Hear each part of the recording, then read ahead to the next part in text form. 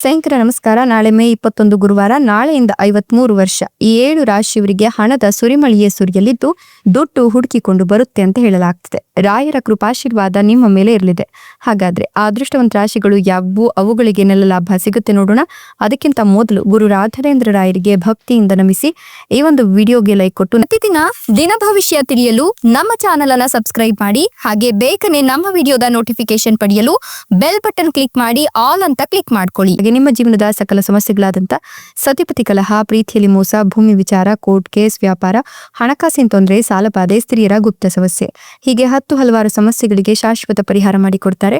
Display ಮೇಲೆ ಕಾಣ್ತಕ್ಕಂಥ ಗುರೂಜಿ ನಂಬರ್ಗೆ ಒಮ್ಮೆ ಕರೆ ಮಾಡಿ ನೋಡಿ. ಹೌದು, ನಾಳಿನ ಮೇ 21 ಗುರುವಾರದಿಂದ ಮುಂದಿನ 53 ವರ್ಷ ಈ 7 ರಾಶಿಯವರಿಗೆ ಹಣದ ಸುರಿಮಳೆಯ ಜೊತೆಗೆ ರಾಯರ ಕೃಪಾಶೀರ್ವಾದ ಇರೋದ್ರಿಂದ ದುಡ್ಡು ಹುಡುಕಿಕೊಂಡು ಬರುತ್ತೆ ಅಂತ ಹೇಳಲಾಗ್ತಾ ಇದೆ. ಹೀಗಾಗಿ ನೀವು ಹೊಸದಾಗಿ ಕೆಲಸ ಕಾರ್ಯಗಳನ್ನ ಆರಂಭ ಮಾಡೋದ್ರಿಂದಲೂ ಕೂಡ ಸಾಕಷ್ಟು ಲಾಭವನ್ನೇ ನೀವು ಕಾಣ್ತೀರಾ. ಹಣ ನಿಮ್ಮನ್ನೇ ಹುಡುಕಿಕೊಂಡು ಬರುತ್ತೆ ಅಂತ ಹೇಳಲಾಗ್ತಾ ಇದೆ. ಈ ಒಂದು ಸಂದರ್ಭದಲ್ಲಿ ನೀವು ಮಾಡ್ತಕ್ಕಂಥ ಯಾವುದೇ ಕೆಲಸ ಕಾರ್ಯ ಆದ್ರೂ ಕೂಡ ಕೈಗೂಡುತ್ತೆ.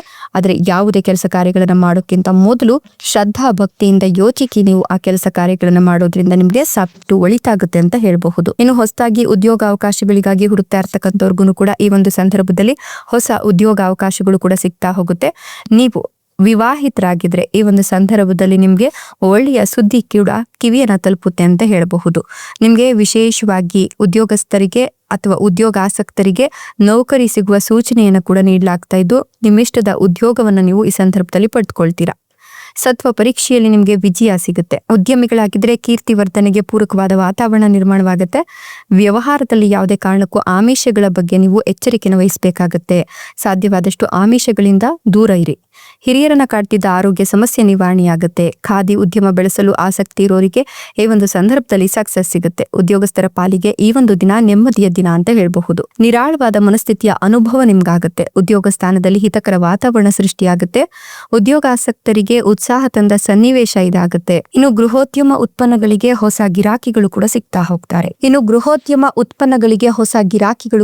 ಹೋಗ್ತಾರೆ. ಹೊಲಿಗೆ ಕೆಲಸ ಬಲ್ಲವರಿಗಂತೂ ಕೆಲಸಕ್ಕೆ ಕರೆ ಸಿಗುತ್ತೆ. ಉದ್ಯೋಗ ಅರಸುವ ಶಿಕ್ಷಿತರಿಗೆ ಮಾರ್ಗದರ್ಶನ ಕೂಡ ಸಿಗುತ್ತೆ. ಸಂಗೀತಾದಿ ಕಲೆಗಳ ಆಸ್ವಾದನೆಯಿಂದ ನೀವು ಆನಂದವನ್ನ ಕೂಡ ಕಾಣ್ತೀರಾ. ಈ ಒಂದು ಸಂದರ್ಭದಲ್ಲಿ ಸಂಸಾರ, ಉದ್ಯೋಗ ಇವೆರಡರ ನಡುವೆ ಸಮತೋಲನದಲ್ಲಿ ನೀವು ತೃಪ್ತಿಯನ್ನ ಕಂಡುಕೊಳ್ತೀರಾ. ಸಿದ್ಧ ಉಡುಪು ವ್ಯಾಪಾರಿಗಳಿಗೆ ನಿರೀಕ್ಷೆಗೂ ಮೀರಿದ ಲಾಭ ಸಿಗುತ್ತೆ. ವೃತ್ತಿಪರ ಉದ್ಯೋಗಸ್ಥರಿಗೆ ಸಮಯದಲ್ಲಿ ಒಂದಷ್ಟು ಏರುಪೇರಾಗಬಹುದು. ಮಕ್ಕಳ ಜ್ಞಾನ ವೃದ್ಧಿಗೆ ವಿಶೇಷವಾಗಿ ನೀವು ಪ್ರಯತ್ನವನ್ನ ಮಾಡೋದ್ರಿಂದ ಕೂಡ ನಿಮ್ಗೆ ಲಾಭ ಸಿಗುತ್ತೆ. ಮನೆಯಲ್ಲಿ ಅತಿಥಿಗಳ ಸತ್ಕಾರವನ್ನ ಮಾಡ್ತೀರಾ. ಇದರಿಂದ ಒಂದಷ್ಟು ನೆಮ್ಮದಿಯನ್ನು ಕೂಡ ಕಂಡುಕೊಳ್ತೀರಾ ಅಂತ ಹೇಳಬಹುದು. ಧಾರ್ಮಿಕ ವಿಧಿವಿಧಾನಗಳ ಕುರಿತಂತೆ ಮಕ್ಕಳಿಗೆ ಶಿಕ್ಷಣ ನೀಡುವಲ್ಲಿ ಕೂಡ ನೀವು ಪ್ರಗತಿಯನ್ನ ಸಾಧಿಸ್ತೀರಾ. ಜೊತೆಗೆ ಹೊಸ ಪರಿಚಯಸ್ಥರಿಂದ ಕೂಡ ನಿಮ್ಗೆ ಸಹಾಯವಾಗಿ ನಿಮ್ಮ ವ್ಯಾಪಾರ ವೃದ್ಧಿಯಾಗತ್ತೆ. ಇದರ ಜೊತೆಗೆ ನೀವು ಒಂದಷ್ಟು ಹೊಸ ಮಾರಾಟದ ಲಾಭಗಳನ್ನ ಕಂಡುಕೊಳ್ತೀರಾ. ವಾಹನ ಖರೀದಿಯ ಯೋಗ ಇದ್ದು ವ್ಯಾಪಾರ ವೃದ್ಧಿಯಾಗುತ್ತೆ. ಇಷ್ಟೆಲ್ಲ ಲಾಭ ಮತ್ತು ಅದೃಷ್ಟವನ್ನು ಪಡೆದಿರ್ತಕ್ಕಂಥ ಅದೃಷ್ಟವಂತ ರಾಶಿಗಳು ಯಾವುವು ಅಂದ್ರೆ ಕನ್ಯಾ ರಾಶಿ, ತುಲಾ ರಾಶಿ, ಧನುರ್ ರಾಶಿ, ಸಿಂಹ ರಾಶಿ, ವೃಶ್ಚಿಕ ರಾಶಿ, ಮೀನ ರಾಶಿ, ಕುಂಭ ರಾಶಿ.